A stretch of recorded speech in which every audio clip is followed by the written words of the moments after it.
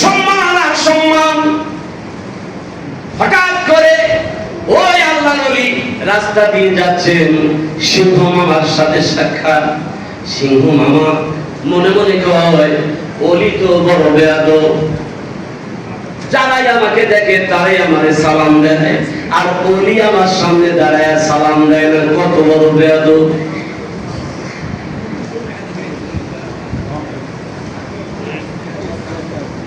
সিংহের মনের মধ্যে অহংকার, আর স্পষ্ট করে ডাক দিয়ে বলেন, রে আল্লাহর ওলি, সব প্রাণী আমারে দেখলেই সালাম করে, তুমি আমারে দেখছো একটা সালাম পর্যন্ত তুমি করলা না, কত বড় বেয়াদব বলি তুমি।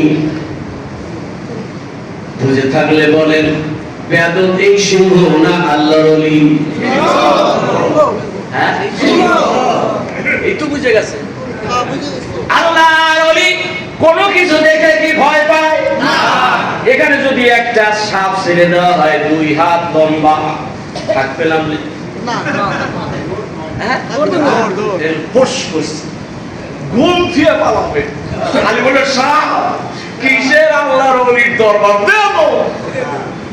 কিন্তু আল্লাহর ওলিরা সাপ দেখে ভয় পায়, জিন দেখে ভয় পায়, কুকুর দেখে ভয় পায়, সিংহ দেখে ভয় পায়। ভয় পায় কারে? আওয়াজ করে বলুন।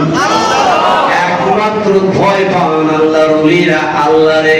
আল্লাহর কথা বলেন, আমার মুর্শিদ কেবলা দেখবেন অটোমেটিকলি কেমন হাইট করে গোপন করে তিনি চোখের পানিগুলো মুছে, বুঝতে দেয় না। যারা বুঝে তারা বুঝে নাই, যারা জ্ঞানবান তারা বুঝে। পাশে বসে থাকলে যখন চোখের মধ্যে পানি দেখি, তখনই অটোমেটিকলি আমার অন্তরে পানি বের হয়। এই কোন জাতির মানুষ, কোন ধরনের ওলি, কান্দে কাউরে বুঝতে দেয় না। কেমন মানুষ রে আমার বন্ধু, কান্দে, চোখের পানি কেমনে বেরোয়, নিজাব দিয়ে বসে কাউরে বুঝতে দেয় না। আমার কাজী সোরাব ভাই গত রাত্রিতে কয়টার সময় মোনাজাত দিলাম, দাদা হুজুরের রওজার কিনারে দাদা, 1টার বড়ি যখন দাদা হুজুরের রওজার কিনারে যখন দাঁড়িয়ে মোনাজাত দিচ্ছি, চোখে পানি ধরে রাখা যায় না রে ভাই। আমার সোরাব ভাই একে বলেন, আপনি মোনাজাত করেন। আমি বললাম, না গো ভাই, আপনি সিনিয়র, আপনি আমার বড় ভাই, আপনি মোনাজাত করেন। মোনাজাত কান্দে, সোরাব ভাই কান্দে, আমি কান্দি। লম্বা মোনাজাত করে যখন আসতেছিলাম, সোরাব ভাইয়ের চোখের দিকে তাকায় দেখি চোখ বেয়ে বেয়ে পানিগুলো ঝরে ঝরে পড়তেছে। আর দেখে বলেন, হুজুর, আমি দাদা হুজুরের কাছে এত ঋণী, আমার কলিজা রক্তগুলো যদি সব দিয়ে দেই ঋণ শোধ হবে না। কেমন দরদি বন্ধু, সেই বন্ধুকে আপনি বন্ধু বানাইলেন, সেই বন্ধু আপনাকে বন্ধু বানাইলেন, সেই বন্ধু উপযুক্ত আমরা আপনারা হতে পারলাম না। কি করলে হওয়া যাবে আমার ভাইরা, এটাও তো আমরা বুঝতে পারলাম না। একটু আক্ষেপ হলো না, আমার বন্ধু কোন স্তরে, আমি কোন স্তরে। বিশ্ব ইস্তেমা শেষ হয়ে যায়, আল্লাহ কুতুব আমার বিশ্বরী দয়াল বাবা তিনি বলেন, আমি তত সময় পর্যন্ত বিছানায় পিঠ দেই না, যত সময় একটা মুরিদ আমার রাস্তার মধ্যে থাকে, যত সময় পর্যন্ত বাড়ি পর্যন্ত না পৌঁছায়, তত সময় পর্যন্ত আমি ডক্টর মঞ্জুরুল ইসলাম বিছানায় পিঠ লাগাই না।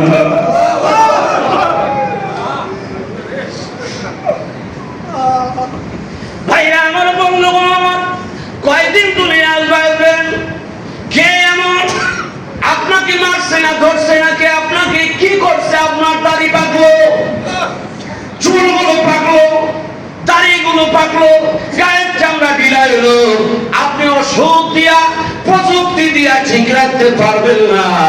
অটোমেটিকলি একদিন আপনি কবরে বন্দী হয়ে যাবেন। বন্দী হওয়ার পর থেকে হাসরের ময়দান পর্যন্ত আপনি আপনার বন্ধুকে পাবেন।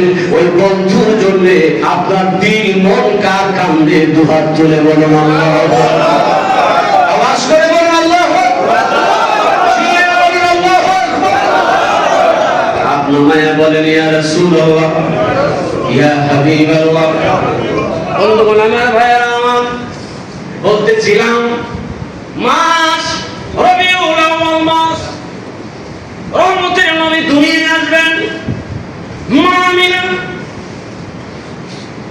কূপের কাছে গেলে পানি আনতে যায়। মা আমিনার পেটের মধ্যে রহমতের নবী পানি যখন কূপের মধ্য থেকে আনতে যায়, তখন পানিটা দড়ি লাগায়া, রশি লাগায়া বালতি কূপের মধ্যে দেওয়ার কোনো প্রয়োজন হয় না। মা আমিনা কূপের কিনারে গেলে অটোমেটিকলি কূপের নিচের পানিটা উপরে উঠে চলে আসে। পানির জবান খুলে যায়। পানি দিকে বলে, মা আমিনা রে, তুমি কেন কূপের কাছে আসছো? প্রয়োজনে হুকুম করো রে মা, তোমার ঘর পর্যন্ত আমরা পৌঁছে যাব। তার কারণ তোমার পেটের মধ্যে রয়েছেন রহমতের নবী ইমামুল মুরসালিন। জোরে বলুন সুবহানাল্লাহ। ও বাতাস আমায় তুমি নিয়ে যাও না, যেথায় শুয়ে আছে নূরে মদিনা। বলুন, ও বাতাস আমায় তুমি নিয়ে যাও না, যেথায় শুয়ে আছেন নূরে মদিনা। যে ফুলের সুবাসে মন টেকে না, বলুন, যে ফুলের সুবাসে মন টেকে না, যেথায় শুয়ে আছেন নূরে মদিনা। আমি তো আজকে বলছি, আপনাদের কষ্ট হয় না? একসাথে বলেন, ও বাতাস আমায় তুমি নিয়ে যাও না, যেথায় শুয়ে আছেন নূরে মদিনা। মদিনার মাটি মোর হৃদয় খাটি, মদিনার মাটি মোর হৃদয় খাটি। রাসূলের ঘামে যার পরিপাটি। বলুন, মদিনার মাটি মোর হৃদয় খাটি।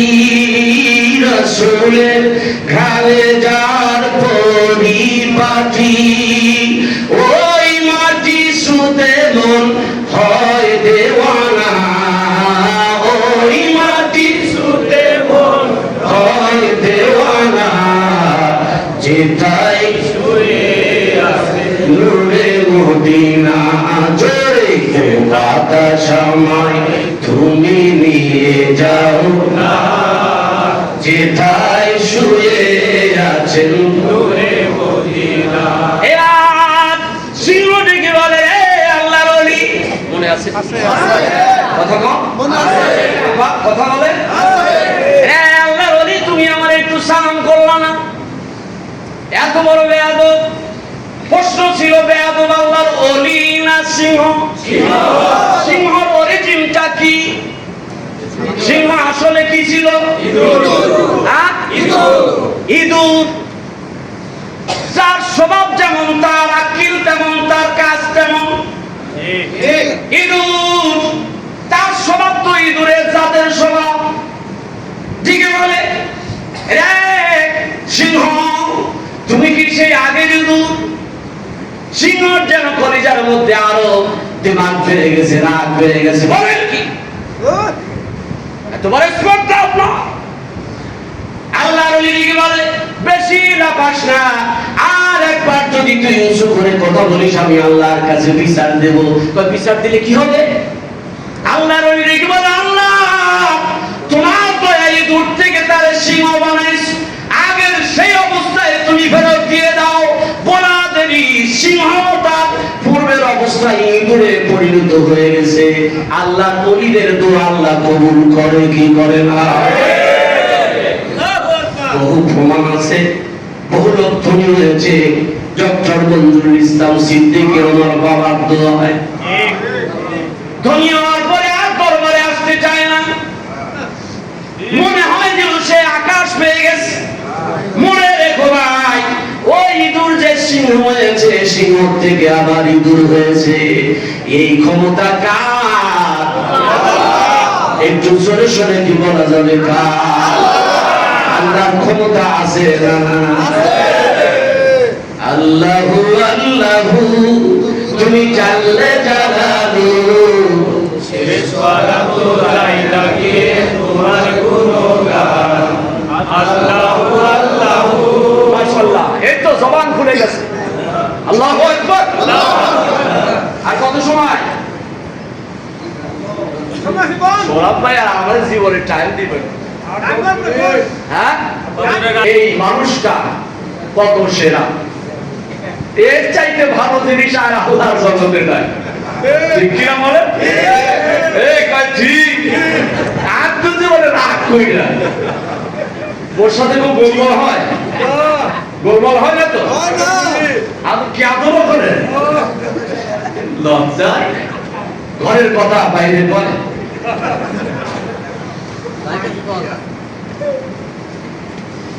মা আমিনা রহমতের নবী পেটের মধ্যে, হাদিস শরীফের মধ্যে আসছে, দেখেন তারিখ ইবনে হিশামের মধ্যে আসছে, রহমতের নবী যখন মা আমিনার গর্ভে, কোনদিন মা আমিনার বমি তো আসার কথা, একটু ঢেকুর পর্যন্ত হয় নাই, পেটটা বড় উঁচু হয় নাই, বোঝাও যায় নাই পেটের মধ্যে সন্তান আছে। তবে তবে দিনের নবী দাদা মা আমিনাকে অভিযোগ করলেন, মা আমিনা এলাকায় খবর চাউল হয়ে গেছে, তুমি নাকি দামি আদর মাখো, বেশি সুঘ্রাণ মাখো। আমাদের বংশ বনিয়াদের মধ্যে আরবের বুকে স্বামী মরে গেলে আর সুঘ্রাণ মাখা তার জন্য অবৈধ হয়ে যায়। মা আমিনা তুমি আর সুঘ্রাণ মাখবা না। মা আমিনা ডেকে বলেন, বাবা শ্বশুর, আপনার কাছে খোদার কসম করে বলি, স্বামী মরে যাওয়ার পরে কোনদিন আমি সুঘ্রাণ মাখি না। তবে যেই দিন থেকে আমার পেটে সন্তান এসেছে, ওই দিন থেকে আমার শরীরের মধ্যে একটা সুঘ্রাণ, বাবা গো, আমি বাথরুম করলে সুঘ্রাণ বের হয়, পেশাব করলে সুঘ্রাণ বের হয়, থুতু ফেললে সুঘ্রাণ বের হয়, পানি পান করলে সুঘ্রাণ বের হয়। বাবা গো, আমি তো কখনো সুঘ্রাণ শরীরে মাখি না। তখনই দাদা আব্দুল মুত্তালিব বুঝতে পেরেছেন, রহমতের নবী মা আমিনার পেটের মধ্যে আল্লাহ ঢুকাইয়া দিয়েছেন। বুঝে থাকলে যদি বলেন সুবহানাল্লাহ।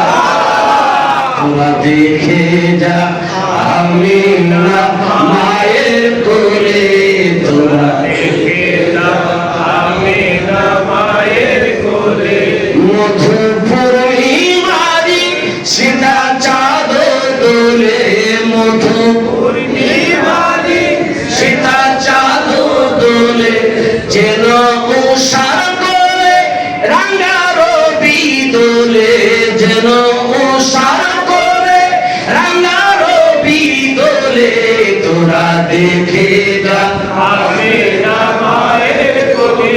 কেমন দামি মানুষ রহমতের নবী দুনিয়া আসবে। বাবা দুনিয়ার থেকে বিদায় হয়েছেন, বাবা নামক এই মাথার ছাতা দুনিয়ার থেকে বিদায় হয়েছেন। মা আমিনা কি বলেন, বাবা আমি আতর মাখি না, সুঘ্রাণ মাখি না গো বাবা, কিন্তু সন্তান পেটে ধারণ করার পর থেকে আমি যেখানেই যাই, বরং গাছের কিনারায় গেলে মনে হয় যেন গাছটা মাথা নয় আমাদের সালাম দেবে। পাথরের উপরে বসলে, সন্তান পেটে আসার আগে পাথরের উপর বসলে পাথরটা বড় শক্ত, কিন্তু এই সন্তান পেটে আসার পর পাথরের উপর বসলে মনে হয় যেন পাথরটা নরম তুলার মতো হয়ে যায়। সুবহানাল্লাহ। বিছানার মধ্যে ঘুমাইলে আর আমি ঘুমাই যাই। ও এই সন্তান পেটের মধ্যে আসার পর থেকে আমার কোনো দুঃখ নাই, আমার কোনো অশান্তি নাই, আমার শুধু আনন্দ আর আনন্দ। বুঝতে পারি না গো বাবা। দাদা আব্দুল মুত্তালিব, শ্বশুর আব্দুল মুত্তালিব দেখি বলেন, মারে চিন্তা করিও না, এই সন্তান বুঝি গোটা বিশ্বকে আলোকিত করবে। জোরে বলুন সুবহানাল্লাহ।